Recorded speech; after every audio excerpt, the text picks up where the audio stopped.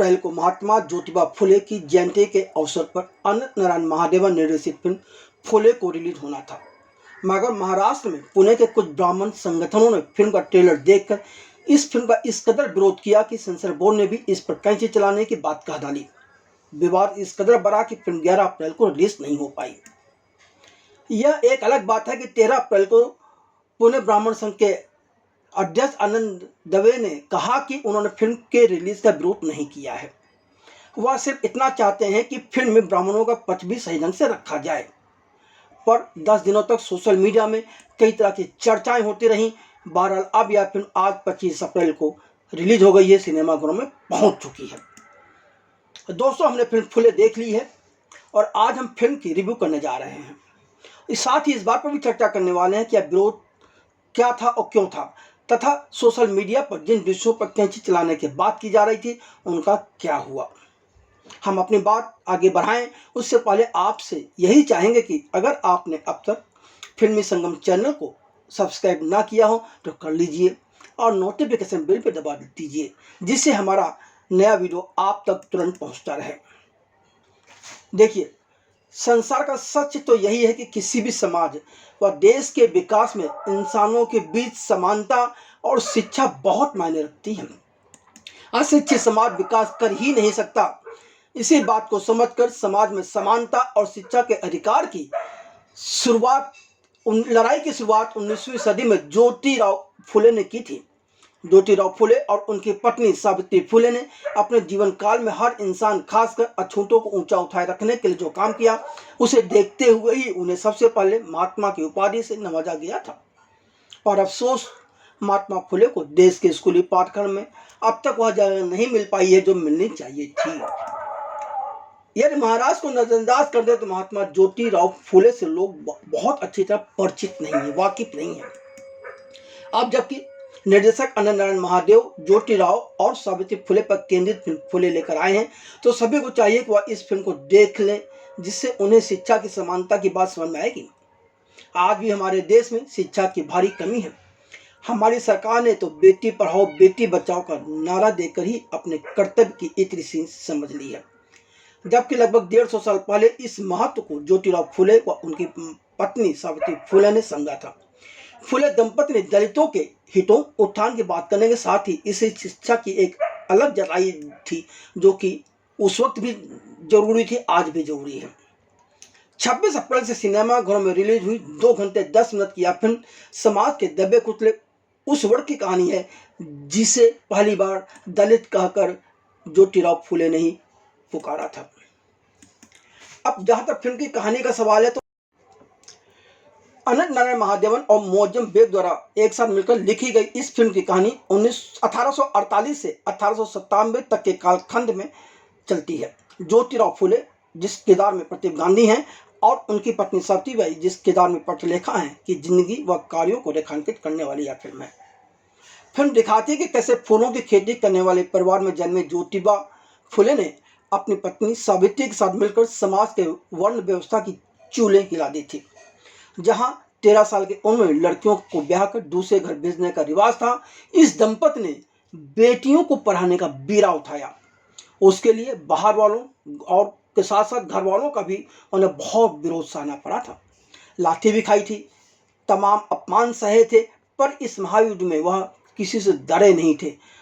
दोनों पर दंपति एक साथ डटे रहे, हर तरह की मुसीबतों का, संकटों का मुकाबला करते हुए दलित वर्ग के लिए काम करते रहे। फ्रांस की क्रांति से प्रभावित ज्योतिबा फुले समान समाज के अपने सपने के लिए ताउम्र जुटे रहे, जिसमें उनकी पत्नी और देश की पहली महिला शिक्षक सावित्रीबाई फुले भी उनके साथ मजबूती से साथ देती रहीं। फिल्म की शुरुआत ज्योतिराव द्वारा अपनी पत्नी सावित्री को पढ़ाने से होती है। पढ़ते पढ़ते सावित्री में बहुत बड़ा बदलाव आता है और उससे अपनी दुनिया के बारे में पता चलता है। तो दूसरी तरफ कई ऐसे दृश्य हैं, मसलन अछूतों के रहने के मकान। अछूत अपने पीछे झाड़ू बांधकर चलता है जिससे उसके पैरों की से गंदी हुई सड़क साफ होती रहे, वगैरह वगैरह। धनी ब्राह्मणों द्वारा उन्हें अपने कुएं में पानी न भरने देना, वगैरह वगैरह। ज्योतिबा के कारनामों से ब्राह्मणों को नाराज होता है, इसलिए उसके पिता उन्हें घर से बाहर कर रास्ता दिखा देते हैं। फिर वह अपने एक मुस्लिम दोस्त के घर में जाकर रहते हैं और एक ब्राह्मण द्वारा दी गई जमीन पर लड़कियों के लिए स्कूल खोलते हैं, जहाँ सावित्री फुले और ज्योतिबा के दोस्त की बहन फातिमा शेख के किरदार में अच्छे गौरव हैं वो पढ़ाते हैं। इससे नाराज ब्राह्मण उन पर गौरव फेंकते हैं, पर ज्योतिबा हार कहाँ मानने वाले और ना सावित्री हार मानने वाली। उनके स्कूल के छात्रा के निबंध से दलित साहित्य की नींव पड़ी और फिर दलितों की शादी से में फुले ने खुद ही मंत्रोच्चार करके यह भी जता दिया कि वर्ण व्यवस्था का आधार सामाजिक से अधिक आर्थिक ज़्यादा है, क्योंकि वहाँ पर बात आती है कि जो पैसा ब्राह्मणों को मिलना चाहिए वह फुले अपने पास क्यों रखें। तो दूसरी तरफ अंग्रेज भारत के जातिगत भेदभाव का फायदा उठाकर अछूतों को ब्राह्मणों के खिलाफ भड़काकर उन्हें क्रिश्चियन धर्म स्वीकार करने के लिए मना भी रहे थे, समझा भी रहे थे। अंग्रेजों ने तो ज्योतिबा से भी क्रिश्चियन धर्म स्वीकार करने के लिए कहा था, पर ज्योतिबा मना कर देते हैं। एक तरफ ज्योतिराव शिक्षा व हर इंसान के विकास के लिए काम करते हैं, तो वहीं वह बहुत बड़े ठेकेदार हैं। अंग्रेज सरकार उन्हें सड़क व बांध बनाने के ठेके देती है। ज्योतिराव फुले का मानना है कि अंग्रेजों से युद्ध लड़कर जीतना मुश्किल है, पर शिक्षा के प्रचार प्रसार व वैचारिक सोच के आधार पर अंग्रेजों से आज़ादी हासिल की जा सकती है। वह किताबें भी लिखते हैं।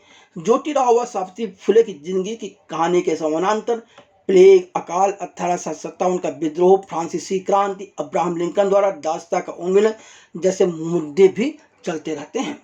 ज्योतिराव फुले ने न सिर्फ किताबें लिखी बल्कि उन्होंने सत्य शोधक समाज की भी स्थापना की, और जिसमें डॉक्टर, वकील व अन्य कई तरह के पढ़े लिखे लोग उस समाज से जुड़े हुए थे और समाज सुधार के लिए काम करते रहे। अब सवाल उठता है कि फिल्म फुले के प्लस पॉइंट क्या है और माइनस पॉइंट क्या है।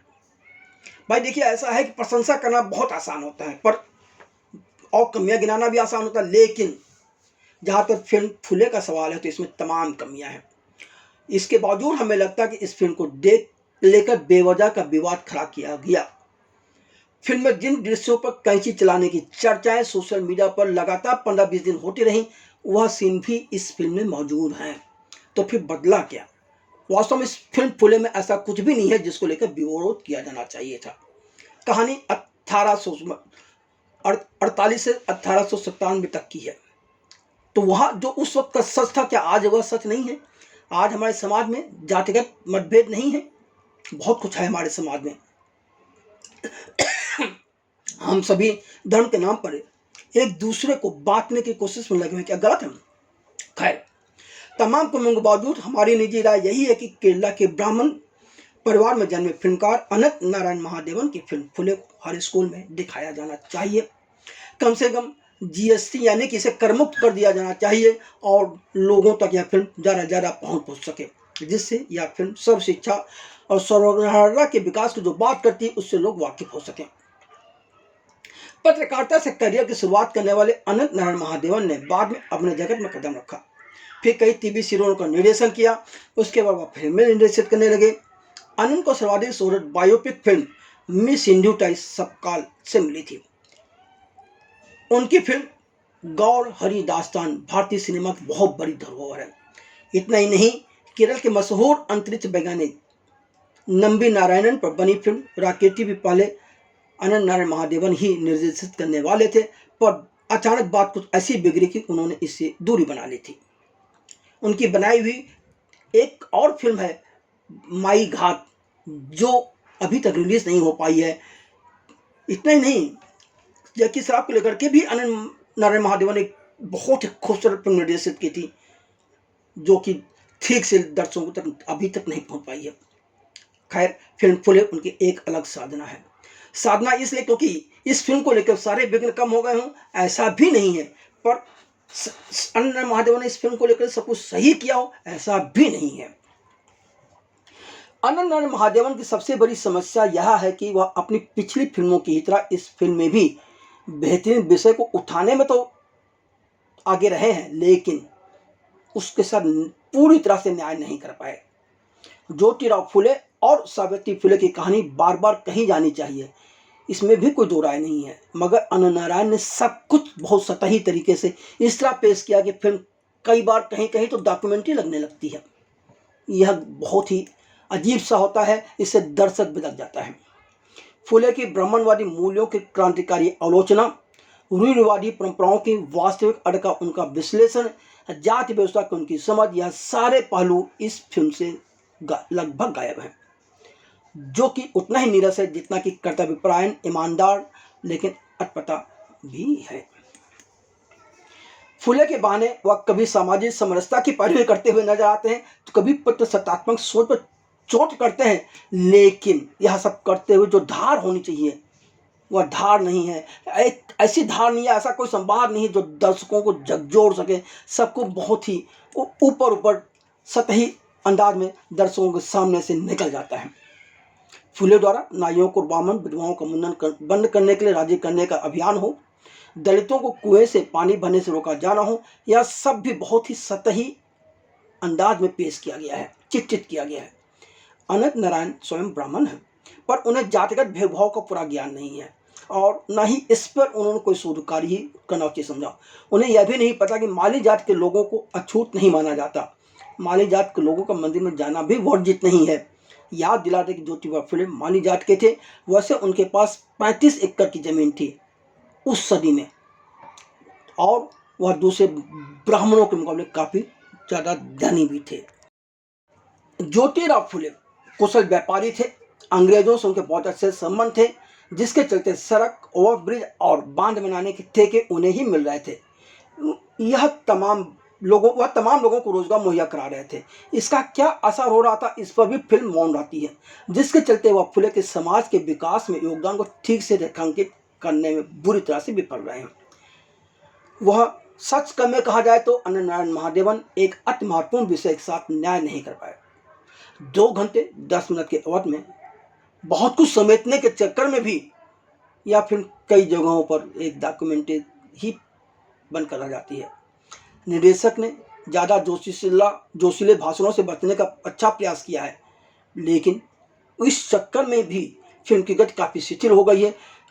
फिल्म में बेवजह गाने ठूसे हुए लगते हैं। कई जगह तो लगता है कि इस फिल्म को एडिटिंग टेबल पर कसा जा सकता था। अनंत नारायण महादेवन ने ज्योतिराव व सावित्री फुले पर फिल्म फुले बनाकर कुछ अनूठा काम नहीं किया है। सबसे पहले 1954 में आचार्य प्रहलाद केशव अत्रेय ने महात्मा ज्योतिबा फुले पर फिल्म महात्मा फुले बनाई थी। यह फिल्म मराठी में थी, जिसके लेखक डॉक्टर B.R. अम्बेडकर थे। इस फिल्म को भारत सरकार द्वारा रजत कमल के पुरस्कार से नवाजा गया था। फिर 1986 में श्याम बेनेगल ने दूरदर्शन के सीरियल भारत एक खोज में एपिसोड नंबर 45 ज्योतिबा फुले और सावित्रीबाई फुले पर बनाया था। यह एपिसोड आज भी यूट्यूब पर मौजूद है। इतना ही नहीं, गत वर्ष प्रवीण तावरे ने ज्योतिबा फुले और सावित्री फुले पर एक फिल्म मराठी भाषा में ही सत्यशोधक बनाई थी, जो कि अमेजॉन पर उपलब्ध है और यूट्यूब पर भी आप इसे देख सकते हैं। इस फिल्म का लेखन व निर्देशन नीलेश जालंकर ने किया था। संदीप कुलकर्णी और राशि देशपांडे की इसमें अहम भूमिकाएं थीं। इन फिल्मों व श्याम बेनेगल के सीरियल में ज्योतिराव व सावित्री के कार्यों व उनके योगदान को ज़्यादा बेहतर और प्रभावशाली ढंग से दिखाया गया है। सत्यशोधक में फुले के तीखे विचार शामिल हैं कि जातिगत अन्याय क्यों बना हुआ है और कौन जिम्मेदार है। अफसोस यह सब ठीक से अनंत नारायण महादेवन अपनी फिल्म अंजाम नहीं दे पाए। सत्यशोधक ने फुले के जीवन का एक विस्तृत चित्रण उनकी सक्रियता से परे भी प्रस्तुत किया, जैसे कि ठेकेदार क्रम उनका कार्य। इस फिल्म में इस काम को भी बहुत ही सतही अंदाज में पेश किया गया है। ज्योतिराव फुले ने कहा था, हमारा देश एक भावुक देश है। यहाँ धर्म और जात के नाम पर लोगों को लड़ाना बहुत ही सरल है। यह भविष्य में भी होगा। उनकी यह भविष्यवाणी आज के दौर में भी और भी ज़्यादा प्रासंगिक हो जाती है, क्योंकि आज हम देख रहे हैं कि लोग धर्म के नाम पर किस तरह इंसानों को, परिवारों को बांट रहे हैं, एक दूसरे को, परिवारों को छिन्न भिन्न कर रहे हैं। फिल्मकार अनंत नारायण महादेवन ने कॉस्ट्यूम और 19वीं सदी के माहौल को ठीक से क्रिएट करने में जरूर सफल रहे हैं। फिल्म में मोनाली ठाकुर गाया हुआ गीत और कौशल मुनि का लिखा हुआ गाना साथ ही जरूर कुछ हद तक फिल्म में भावुकता लाता है।